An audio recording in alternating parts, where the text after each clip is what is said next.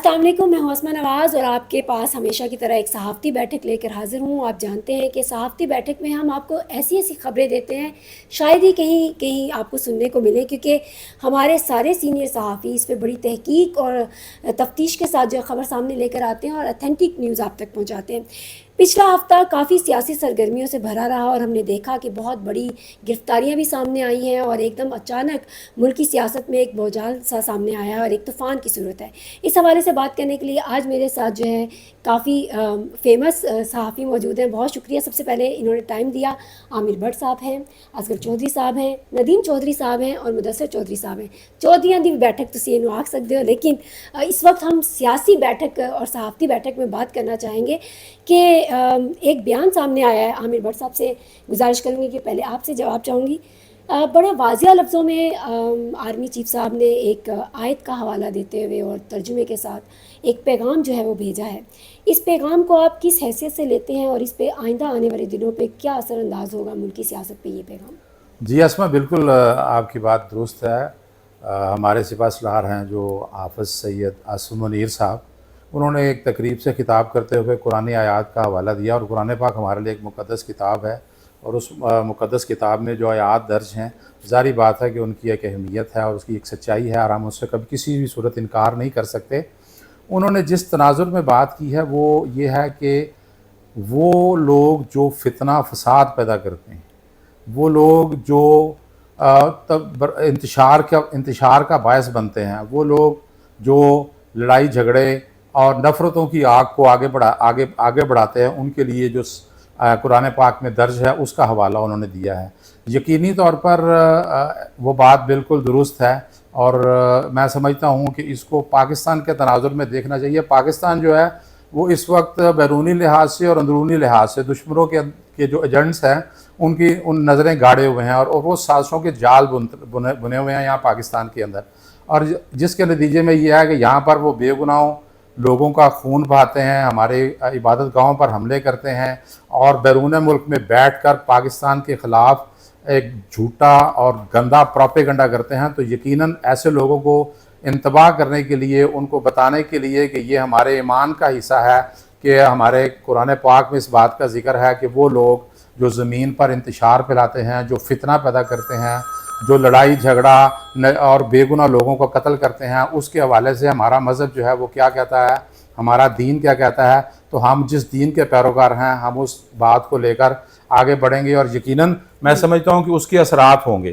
اور یہ اثرات جو ہیں اس سے پاکستان کی جو عوام ہے انہوں نے اس کو بڑے اچھے طریقے سے ویلکم کیا، اور وہ یہ سمجھتے ہیں کہ اس کی وجہ سے پاکستان مضبوط ہاتھوں میں ہے۔ اور حافظ صاحب نے پہلی دفعہ نہایت دلیری کے ساتھ اس ملک کے دشمنوں کو، پاکستان کی عوام کے دشمنوں کو، اس دھرتی کے جو سازشی عناصر ہیں ان کو دبانگ طریقے سے للکارا ہے، اور اس سے پاکستان کی عوام جو ہے وہ اپنے آپ کو محفوظ تصور کرنے لگے ہیں، اور وہ سمجھتے ہیں کہ یقیناً ایسا ہی کیا جانا چاہیے ان لوگوں کے خلاف، ان عناصر کے خلاف، ان قوتوں کے خلاف جو پاکستان کو ختم کرنا چاہتے ہیں، جو پاکستان کو تباہ کرنا چاہتے ہیں، جو پاکستان کے اندر انتشار پیدا کرنا چاہتے ہیں، جو پاکستانی قوم کو لڑا کر اور بے گناہ لوگوں کا خون بہانا چاہتے ہیں۔ بہت شکریہ، آپ نے کافی تفصیلی بات کی۔ مدثر چودھری صاحب، جس طرح کے بیانات سامنے آ رہے ہیں اور ہم دیکھتے ہیں کہ ڈیجیٹل دہشت گرد بھی کہلائے گئے بہت سارے اس طرح کے بیانات کی وجہ سے لوگ، اور اس کے روک تھام کے لیے بھی فائر بال بھی سامنے آئی اور ہمیں نظر آ رہا ہے کہ کافی کام ہو رہا ہے۔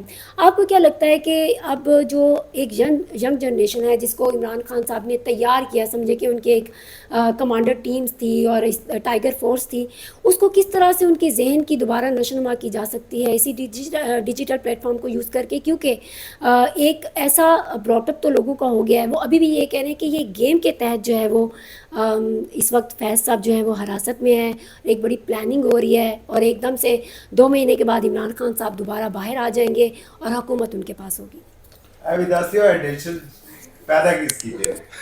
بہت شکریہ اسما چوئی صاحب، آپ کا بھی شکریہ، تمام سینئرز کا۔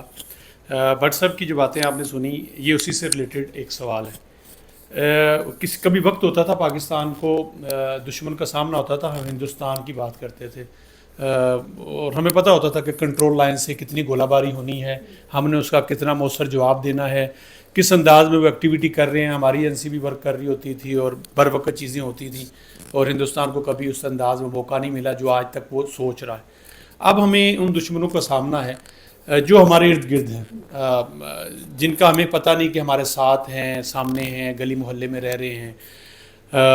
ایک بات ایلیگل جو پاکستان میں رہتے ہیں ان میں تمام ممالک آ جاتے ہیں، لہذا ہمیں افغانستان کی طرف سے ہے کہ وہ لوگ یہاں رہے 30 سال، 3 دہائیاں ان کو ہو گئیں، یہیں وہ پلے بڑے، پاکستان کو ہوسٹ کیا، کاروبار دیے، لے کے چلے، مطلب کہ پوری آپ ایک فیملی ممبر بنایا. اس کے بعد وہ کن ہاتھوں میں کھیلے، کس انداز میں کھیلے. پچھلے 2014 کے بعد سے جب سے یہ دھرنا آیا اور عمران خان پروجیکٹ جو ہے وہ لانچ ہوا، چیزیں ایک ٹائم پہ ہم بھی سوچتے تھے کہ خان صاحب جب آئے ہیں تو یقیناً 2 بڑی پارٹیوں کے درمیان ایک ایسی پارٹی جو کہ نوجوانوں کو امید دے رہی ہے، وہ کہہ رہی ہے کہ ہم ان سے جان چھڑائیں گے. بدقسمتی یہ ہوئی کہ خان صاحب نوجوانوں کو اور ٹریک پہ لے گئے، بلکہ ان پارٹیوں کے درمیان میں ہمیں مزید پھنسا گئے کہ ہمارے پاس اور کوئی آپشن پھر نہیں رہ گیا. ہم نئے آپشن ڈھونڈتے ہوئے 100 بار سوچیں گے کہ ہم نے جو ایک آپشن ڈھونڈا اس نے ہمارے نوجوانوں کو کس طرف لے گئے. مار داڑ، بدتمیزی، مکالمہ. دیکھیں آپ ابھی بات کر رہے ہیں، میں دوسرا کنٹیسٹ جس سے آپ نے سوال کیا ہے، یہ ماضی کی ایک روایت رہی کہ ایک بندہ بات کرتا تھا، دوسرے اس کو سنتے تو پھر اس کا جواب آتا تھا. اب صورتحال یہ جو آپ نے میرے سے سوال کیا ہے، آپ کسی سے ایسے کریں گے تو آپ کو میرے خیال میں 20 جواب دیں گے اور آپ بات بھی نہیں سنی جائے گی. یہ وہ ڈیجیٹل دہشت گردی ہے، اس کو دہشت گردی کہا جاتا ہے کہ آپ کو بات کا علم نہیں، آپ کے پاس دلیل نہیں، اور آپ زور لگا کے دنیا تک بات پہنچا رہے ہیں. ہو کیا رہا ہے نوجوانوں کے ساتھ، نوجوانوں کے مستقبل کے ساتھ؟ یہ نوجوانوں کو سمجھنے کی ضرورت ہے کہ ان کا یہ پیک ٹائم ہے جس وقت وہ ڈگری کر رہے ہیں، ڈگری مکمل کر چکے ہیں. انہوں نے اپنی ڈگری کے مطابق آگے بڑھنا ہے، سیکھنا ہے، اس سے اپنے شعبے میں آگے جا کے ترقی کرنی ہے، چاہے اندرون ملک رہ کے، چاہے بیرون.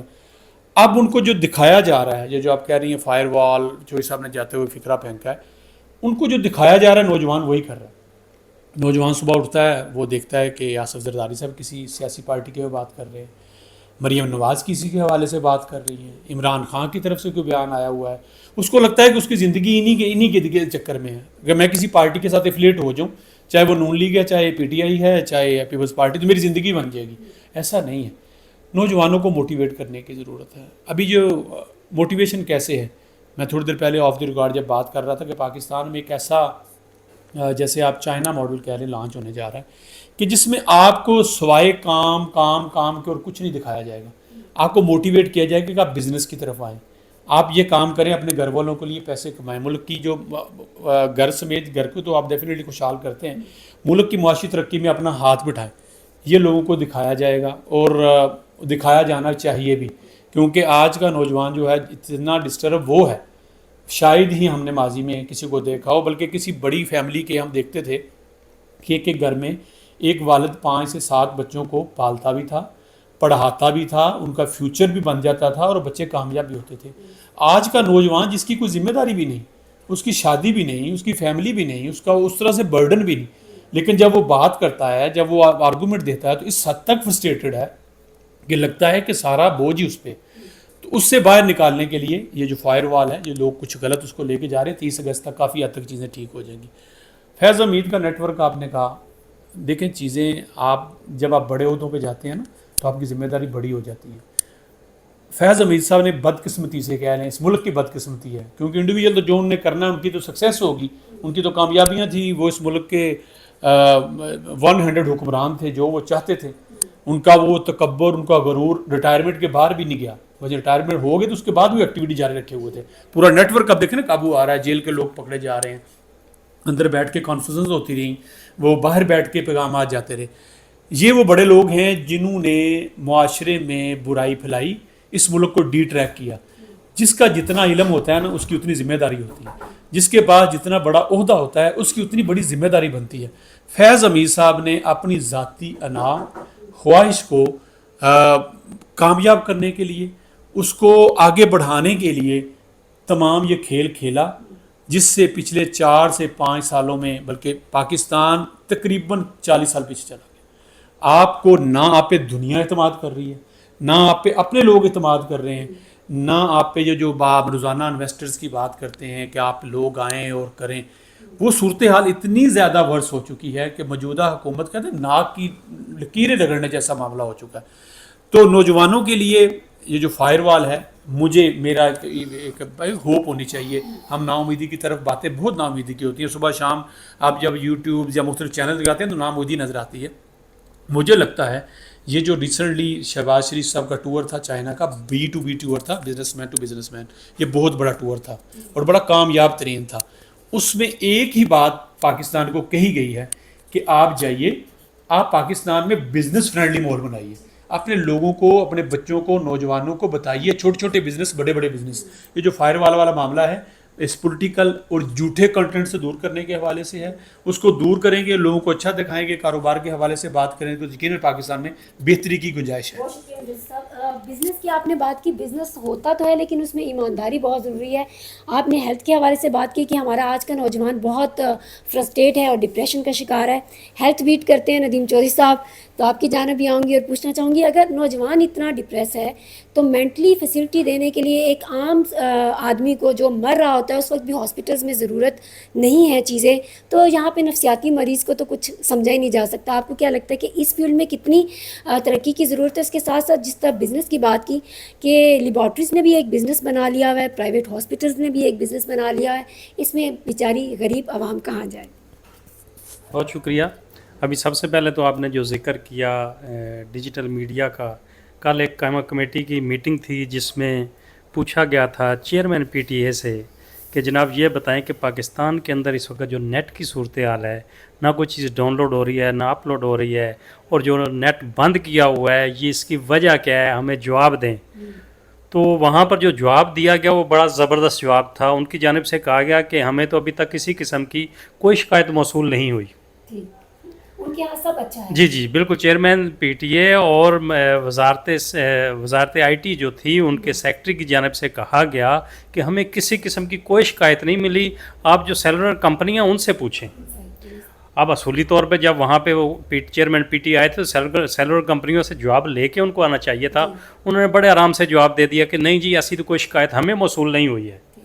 تو یہ صورتحال ہے آپ کے نیٹ کی. اور دوسری جانب جو PTA نے ایک نیا قانون متعارف کرانے جا رہے ہیں جس کی شقیں بڑی کمال کی ہیں، اس میں انہوں نے تمام کمپنیز کو نئے سرے سے رجسٹرڈ ہونا ہوگا، چاہے وہ آپ کا X ہو، چاہے آپ کے فیس بک ہو، چاہے جتنے بھی میڈیمز ہیں ان کو نئے سرے سے رجسٹرڈ ہونا ہوگا. اور ان کو کہا گیا ہے کہ وہ پابند ہوں گے پاکستان کے PTA ایکٹ کے، وہ پابند ہوں گے پیکا ایکٹ کے، اور وہ پابند ہوں گے پیمرا ایکٹ کے. تو وہ اس کے بعد وہ پاکستان کے اندر کام کر سکیں گے. یہ تو ہے آپ کے آئندہ آنے والی صورتحال جو سوشل میڈیا کے ساتھ ہونی ہے. دوسری بات آپ نے کی ہیلتھ کی. ابھی کل ہی ایک کیس منکی پاکس کا پاکستان کے اندر آیا ہے جو پوری دنیا میں پھیل چکا ہے. تو آج ہمارے دوست بات کر رہے تھے کہ اسلام آباد کے اندر کون سا ایسا ہاسپٹل ہے جہاں پر اگر کوئی مریض آ گیا تو اسے رکھا جائے گا. چند دن قبل آپ نے ایک میرے ساتھ پروگرام کیا تھا جس میں ہم نے کہا تھا کہ پاکستان کے اندر جب کرونا آیا تھا تو اسٹیٹ آف آرٹ 260 بیڈ کا ایک اسپتال بنایا گیا تھا جو اربوں روپے کی لاگت سے آیا تھا، جس کا آج تک آڈٹ نہیں ہوا. وہ ہاسپٹل پبلک پرائیویٹ پارٹنرشپ میں دینے کے لیے تمام پرائیویٹ لیبز کو وہ خط لکھے گئے اور کہا گیا جی آئیں اس کو آ کے چلائیں. تو یہ وہ صورتحال ہے. اگر منکی پاکس آ گیا تو آپ کے اندر، آپ کے پاس اسلام آباد کے اندر کوئی آئسولیشن ہاسپٹل موجود نہیں ہے. تو یہ ہے اپ ڈیٹ آپ کی ہیلتھ کے حوالے سے. یعنی شہر اقتدار کا یہ حال ہے تو دیہاتوں کے بارے میں تو آپ بھول ہی جائیں. اصغر چودھری صاحب، آپ کی گہری نظر ہے پارلیمنٹ پہ اور آپ دیکھتے ہیں کہ وہاں پہ آئین بھی بن رہا ہے، قانون بھی بن رہا ہے، مخصوص نشستوں کی بات ہوئی پھر وہ کہیں دب گئی. اب اسلام آباد کے بلدیاتی الیکشن بھی آنے والے ہیں. لیکن اس وقت جو سب سے بڑی خبر ہے وہ آپ جانتے ہی ہیں کہ جس طرح سے بڑی گرفتاری اور اس کے ساتھ ساتھ مزید گرفتاریاں بھی ہونی تھیں. کچھ نام جو ہیں وہ صیغہ راز میں رکھے جا رہے ہیں. اس کی کیا وجہ ہے؟ یہ بھی کون سی گیم کا حصہ ہے؟ اور عمران خان کے بارے میں ابھی تک کوئی ایسا واضح پیغام باہر نہیں آیا جو اپنی یوتھ سے وہ مخاطب ہو کر کہیں، اور ان کو جس طرح وہ پہلے بھی کہا کرتے تھے کہ گھبرانا نہیں ہے. کیا عمران خان صاحب گھبرا چکے ہیں؟ بہت شکریہ اسما. دوست کافی باتیں کر چکے ہیں. میں ذرا سپیڈی کچھ 2-3 چیزیں باتیں کروں گا. ایک تو آپ نے بات کی میں سب سے پہلے بات کروں گا سپہ سالار کی، جو انہوں نے آزادی پریڈ سے خطاب کیا، اور انہوں نے ایک نہیں 2 آیتیں پڑھی تھی، اور دوسری آیت انہوں نے ہمارے بارے میں پڑھی تھی. میں بالکل 100% ایگری کرتا ہوں اس آیت کے ساتھ. کوئی بھی خبر ہے ہمیں تصدیق کر کے اسے آگے پہنچانا چاہیے. آج ایک دوست نے مجھے ایک فوٹیج بھیجی ہے، وہ آئی جی جیل خانہ جات کے نا سی جو انہوں دا شاید بیگ صاحب دی. اچھا، شاید بیگ صاحب ٹی وی دیکھ رہے ہیں اپنے گھر میں، چائے کا کپ ان کے ہاتھ میں ہے، اور خبر چل رہی ہے ان کی گرفتاری کی. اور اس کے بعد انہوں نے یہ کہا ہے کہ یہ وہ لوگ ہیں، یہ وہ میڈیا ہے جو یلو جرنلزم کرتا ہے. آپ اپنی گرفتاری کی خبریں سنیں اور چائے کو آپ انجوائے کریں. مطلب یہ سیدھا سیدھا ایک تماچا ہے کم از کم جو اطلاعات پہنچانے والے لوگ ہیں ان کے اوپر. میں اپنے آفس میں دیکھ چکا ہوں، وہ خبر بالکل آئی تھی، خبر وہ لگی ہوئی تھی، چل رہی تھی خبر. ہمیں تصدیق کر کے خبریں دینی چاہیے. دوسری بات آپ نے پنڈی کی ہے، اڈیالہ جیل کی. اڈیالہ جیل میں کافی، آپ کو یاد ہوگا کہ پچھلے پروگرام میں یہ کہا تھا کہ بل صفائی ہو رہی ہے، تو وہ بل صفائی شروع ہو چکی ہے اور بڑی تیزی سے ہو چکی ہے. آج ایک دوست سے بات ہو رہی تھی تو میرا یہ سوال تھا کہ بڑھ صاحب تسی کم اینا لیٹ کیوں شروع کیتے ہیں؟ انہوں نے کہا جناب پہلے سانوں اپنی منجی تے ٹھیک طرح کرن دیو نا، اس تو بعد ڈانگ پھیریں گے. حافظ صاحب کی منجی کے پاوے اب مضبوط ہیں، ڈانگ انہوں نے اب ادھر پھیرنی شروع کر دی ہے اپنی منجی تھلے. اور جو یہ نیٹ ورک جو پکڑا جا رہا ہے، جو خاص کر کے میں اور جاوید چوئسا پر بڑا حیران ہوں، پتہ نہیں بڑی اندر کی خبر لے کر آئیں کہ سارا کچھ رؤف حسن نے کیا ہے، اور رؤف حسن صاحب کے جو تھی مخبری اس کے بعد یہ سارا کچھ ہوا ہے. تو ایک چیز جو ویرانی نظر آ رہی ہے وہ مجھے میری پی ٹی آئی کی صفحوں میں نظر آ رہی ہے. آج چیئرمین بیرسٹر گور کی پریس کانفرنس تھی، ان اللہ کے بندوں کو کوئی بندہ بڑھ سب نہیں مل رہا کہ جڑا میڈیا نو دس سکے کہ اینے بجے تہاڈی پریس کانفرنس ہے. مطلب جو ان کا سینٹر میڈیا ڈپارٹمنٹ تھا اور جو شروع دن سے 2009-10 سے وہ کام کر رہا تھا، اور بڑا میں نے ایک ایم کیو ایم کا دیکھا تھا اور دوسرا پی ٹی آئی کا، انتہائی منظم. مطلب وہ سارا جس طرح شریف افضل کہتا ہے اتنا پروگرام تو بڑھ گیا ہے، تو ان کا وہ سارا جو نیٹ ورک تھا نا وہ کمپلیٹلی بڑھ گیا ہے. نہ وہ اپنے بیٹ رپورٹر کو انویٹیشن بھیج سکتے ہیں، نہ اس کو پریس ریلیز بھیج سکتے ہیں. یہ تو صورتحال ہے پی ٹی آئی کے دوستوں کی. اور کچھ واقفان حال یہ بھی کہتے ہیں کہ میرے کپتان اب خاص سے ان کا چہرہ مرجھایا ہوا ہے، اور جب سے یہ ان کے دستے راست جو ہیں یہ رفیق خاص جو پکڑے گئے اس کے بعد خاصے پریشان ہیں. اللہ رحم کرے اس ملک کے اوپر. ہماری دعائیں تو یہی ہیں. اور باقی رہ گئی گل، تسی یہ گل کی سی کہ نا امید نہیں ہونا چاہیے تھا. آپ نے کہا تھا یہ آپ ینگ ہیں، آپ کہہ سکتے ہیں. مطلب ہم جو 55-60 کے ایڑے میں ہم تو بھائی یہی سن رہے ہیں. نہیں ایسی بات نہیں. جو سب دیکھیں نا امیدی، آپ اپنے آپ کو ایک بوڑھا نہ کہیں، آپ بوڑھا نہ کہیں، آپ اس قوم کا فخر ہیں. آپ چند ان لوگوں میں سے بچے ہیں جو کم از کم کوئی بات کو تحقیق کر کے بیان کر رہے ہیں. آپ تک کبھی چاروں نہیں، میں اپنے پہ نہیں کرتا، میری ہو سکتا میری باتوں میں کچھ ڈاؤٹ ہو. آپ نے کوئی ایسی بات کی ہو جو من گڑت کی ہو، پلانٹ کر کے کی ہو آپ نے یا بھٹ صاحب نے؟ آپ جیسے لوگوں کے رویوں کو اس قوم کی ضرورت ہے. اس جیسی ہم کہتے ہیں ہمارے جیسا رویہ کوئی نہ، اس جیسی بیٹھک کی ضرورت ہے. بچوں کو بتانے کی ضرورت ہے کہ آپ کو جو دکھایا جاتا ہے وہ سارا، جیسے ابھی آپ نے خبر ذکر کی ہے کہ شاید بیگ صاحب ٹی وی اسکرین لگا کے بیٹھے ہیں اور دنیا چینل آ رہا ہے، چینل بھی چھوٹا نہیں آ رہا. دیکھیں غلطی کا احتمال سمجھنے کی ضرورت یہ ہے کہ غلطی ہو سکتی ہے. غلطی بڑے چینل سے اگر ہو سکتی ہے، اس سے بغیر تحقیق کے خبر چلائی، تو کیا ایک انڈیویجول مدثر چودھری یا اصغر چودھری جب بیٹھے اور آدھے گھنٹے کا وی لاگ کر دے اور کسی کی ذات کے بارے میں کر دے، کیا اس میں غلطی نہیں ہو سکتی؟ ہمارے کتنے وی لاگر ہیں جن کے ملینز میں ویو ہیں چوئی صاحب، کیا آپ ٹپس میں بتا نہیں سکتے کہ اس کا یہ بھی بات غلط ہے، یہ بھی غلط ہے، یہ بھی غلط ہے؟ لیکن اب چونکہ آپ پارلیمنٹری رپورٹر کے فنانس سیکٹری بھی ہیں، وہاں سے واک آؤٹ کمیٹی کے بھی ہیں، چوئی صاحب فنانس سیکٹری ہیں، کیا آپ کو اندازہ ہوتا ہے کہ جس بھائی کے لیے ہم باہر جا رہے ہیں آزادی صحافت کا نعرہ لگانے، اس بھائی نے زیادتی کی ہے؟ اس کے پاس جب آپ اکیلے میں بیٹھتے ہیں کہ بھائی اب ہم نے جانا ہے، بات کرنی ہے، تو لاؤ تم نے جو خبر دی تھی تمہارے پاس کیا سورس تھا؟ ان دی ایٹ کیا ہوتا ہے؟ نہیں جی میں نے وہاں سے سنی، ایسا ہوا ہوگا. یہ سب ایسے نہیں ہوتا. ہاں جو بھی ہو، دیکھیں آپ جیسے یا اور جو لوگ اس وقت کبھی کبھی اپنے گھر کے لیے، گھر میں آپ کو پتہ ہوتا ہے کہ آپ کے بچے خرابی کر رہے ہیں، فیملی میں یہ بچہ میرا خراب ہے، اس نے خرابی کی ہے. آپ اس فیملی کی عزت بچانے کے لیے بھی کئی بار جھوٹ بول دیتے ہو. تو بھائی پاکستان ہمارا ملک ہے, کیا دنیا بھر میں کرائم نہیں ہوتے, دنیا بھر میں جرائم نہیں ہوتے؟ آج ترکی کی پارلیمنٹ میں لاتوں اور گوسوں سے مارا گیا ایک دوسرے کو, جس کی ہم مثالیں دیتے ہیں. آج کی بات کر رہا ہوں, ترکیہ کی پارلیمنٹ میں لوگوں نے, خواتین مردوں نے آپس میں ایک دوسرے کو لاتوں اور گونسوں سے مارا ہے. کم از کم یہاں تو ایسا نہیں ہوا کبھی ابھی تک. میں نے دیکھا, میرے سے پہلے شاید ہوا, جو یہ سب خبروں کی حد تک ہے. دیکھیں آپ کو دنیا کے ساتھ کمپیئر کرتے ہیں تو وہاں دیکھیں وہ اپنے ایپ کو چھپانے کے لیے, برائیوں کو چھپانے کے لیے میڈیا پہ آ کے یہ نہیں بتاتے کہ فلاں مرغا چھت پہ چڑھ گیا, فلاں گدھا جو ہے وہ بھاگتا ہوا گیا تو ٹکریں مارتا ہوا گیا. آپ چھوٹی چھوٹی چیزوں کو ہائی لائٹ کرتے ہیں. پاکستان میں ابھی بھی پازیٹیوٹی موجود ہے. اس چھٹیوں میں, یہ جو ابھی چھٹیاں گزری ہیں, لاکھوں سیاح ناران کاغان, مری, ایوبیہ, آزاد کشمیر گئے ہیں. کیا کسی نے رپورٹ کیا ہے؟ اگر کوئی رپورٹ کر رہا ہے تو سوات کا واقعہ کر رہا ہے, اگر کوئی رپورٹ کر رہا ہے تو کسی پارکنگ کی رپورٹ کر رہا ہے, ٹریفک جام ہی کر رہا ہے. تو یہ چیزیں جو صاحب دوسرے ممالک میں نہیں ہوتی. میں اکثر مثال آپ دیتا ہوں کہ آپ نے کسی بری جگہ پہ اپنی, چونکہ پاکستان میں پراپرٹی کا کاروبار زیادہ ہوتا ہے, آپ نے اکثر اپنی بری جگہ بیچنی ہے تو آپ اس کو خواب بناتے ہو کہ یہاں سڑک بنے گی, یہاں گیس بھی آ جائے گی, یہاں پانی بھی ہوگا, یہاں لوگوں کا, آپ کا وہ پلاٹ بک جاتا ہے. اگر آپ کسی بڑی سوسائٹی کا یہ کہیں نہیں بھائی جان یہاں تو چور بھی ہیں, ڈاکو بھی ہیں, آپ کے بچے بھی سیو نہیں, اٹھا کے لے جاتے ہیں, لوگ اس گندی جگہ کے پلاٹ کو پریفر کر لیں گے. تو آپ میڈیا کا یہ مطلب نہیں کہ جو منہ میں آئے کر دیں, گھر کی باتیں کر دیں. اب دیکھیں خواتین پہ باتیں ہوتی ہیں, ہر پارٹی کر رہی ہے, گھریلو جو ان کی ذاتی زندگی اس پہ بات ہوتی ہے. آپ کر کیا رہے ہیں؟ آپ کے پاس کوئی ایجنڈا ہے؟ پھر جب آپ سے سوال کیا جاتا ہے کہ جے اصغر چوئی صاحب ہیں, ان کو میں حکومت سے ہٹا دیتا ہوں, آپ بتائیں کیا کریں گے؟ اس وقت آپ کی زبان بند ہو جاتی ہے, آپ کے پاس کچھ نہیں. پھر جو خاص کر پی ٹی آئی کی ہم بار بار بات کرتے ہیں, کیا پی ٹی آئی نے 3.5 سال حکومت نہیں کی؟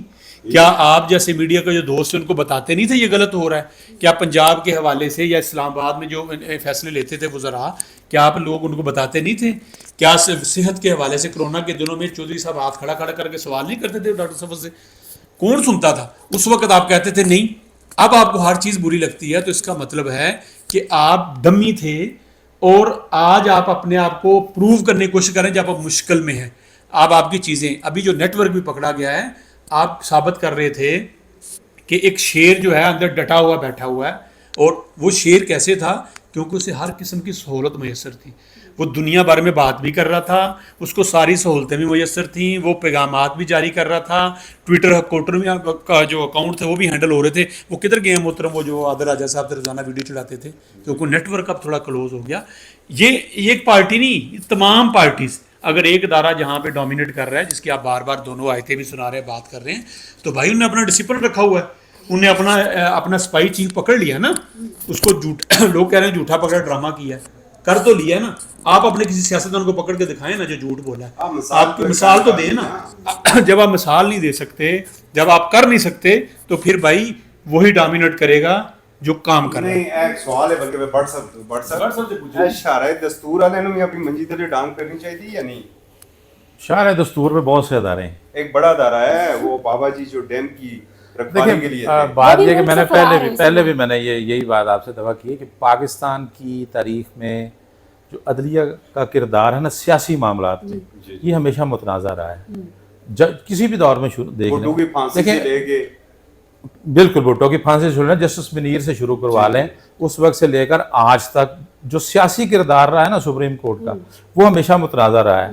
اور اگر میں معذرت کے ساتھ ایک بات عرض کروں کہ اگر پاکستان میں آج مسائل کا انبار ہے نا, تو اس کی وجہ یہ ہے کہ ہمارا احتساب کا جو سب سے بڑا ادارہ ہے نا, اس ادارے کے اندر ضرورت اس امر کی ہے کہ ہمیں ایسے لوگوں کو لانا چاہیے جو غیر جانبدار ہوں.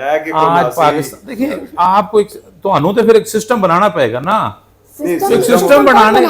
سسٹم بنانے کے لیے آپ لوگ جو ہیں, جو رائے عامہ کو ہموار کرتے ہیں, جو نشاندہی کرتے ہیں. صاحب رائے عامہ کی بات جس طرح مدثر چودھری صاحب نے کی کہ یہاں پہ وہ وقت آ گیا کہ ایک خاتون اگر پانی کے گہرے پانی میں جا کے رپورٹنگ کر رہی ہے تو وہ راتوں رات سٹارٹ بن گئی ہے. مجھے یہ بتائیں, نہیں آپ کس نے بنائی رائے عامہ؟ اگر آپ عمران خان کے بارے میں یا پی ٹی آئی کے لوگوں کے بارے میں بات کرتے ہیں تو پی ٹی آئی کے لوگ گھر سے رائے عامہ لے کر تو نہیں آئے تھے نا, آپ کے لوگوں نے رائے عامہ بنائی تھی نا, آپ کے لوگ بیٹھتے تھے غلط یا صحیح, 126 دن آپ کے لوگ جو تھے دھرنے کی کوریج کرتے تھے نا, آپ کو بھی پتا ہے کہ 126 دنوں میں دوپہر کو 12 بجے دھرنے میں کتنے لوگ ہوتے تھے. آپ کے لوگ جو تھے کہ اس وقت دھرنا دینے والے شخص کو جب وہ اکیلا اس ٹرک کے اوپر پھر رہا ہوتا تھا تو سارے چینل جو تھے وہ اس کو لائیو دکھا رہے ہوتے تھے, جب کے نیچے بندہ 100 بھی نہیں بیٹھا ہوتا تھا.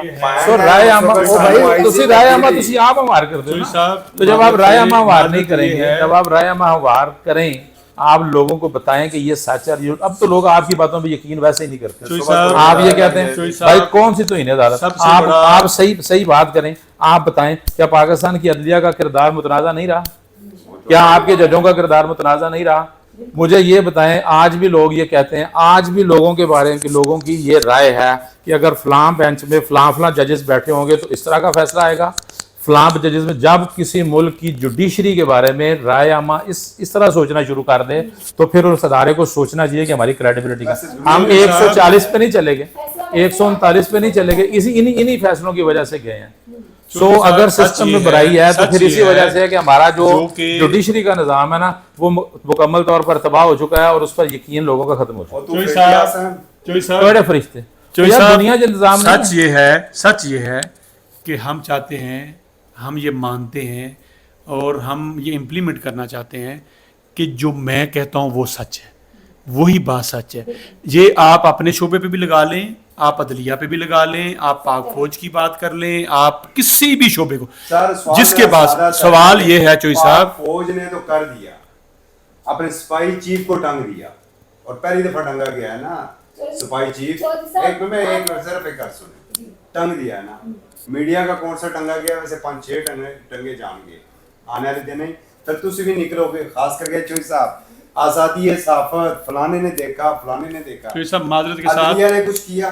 چوئی صاحب بات یہ ہے کہ آپ جس طرح بات کر رہے ہیں سیاسی جماعتوں کی, جو لوگ بیٹ کرتے ہیں, جو پی ٹی آئی کی بیٹ کرتا ہے وہ پی ٹی آئی کا ترجمان بنا ہوا ہے, جو نون لیگ کی بیٹ کرتا ہے وہ نون لیگ کا ترجمان بنا ہوا ہے, جو پیپلز پارٹی کی بیٹ کرتا ہے وہ پیپلز پارٹی کا ترجمان بن رہا ہے. وہ صحافت نہیں کر رہے. آپ نے معذرت ایک ادارے کی بات کی ہے, دیکھیں یہ اچھا ادارہ ہے, کامیابی کے ساتھ بڑھ رہا ہے, سرحدوں کا محافظ ہے. پاکستان اس وقت بہت سی اگر مشکلات سے بچا ہوا ہے تو اس میں اس ادارے کا کمال ہے. سب سے بڑی جو ان کی سیکریفائسز لائف کے حوالے سے ہیں, جانوں کے حوالے سے ہیں, اس کا نعم البدل ہی کو نہیں. ہمارے کسی نوجوان کا ایک قطرہ بھی جب بہتا ہے خون کا اس کا, تو آپ نے ترکید دیکھیں, ترکید ہم اب کر رہے ہیں.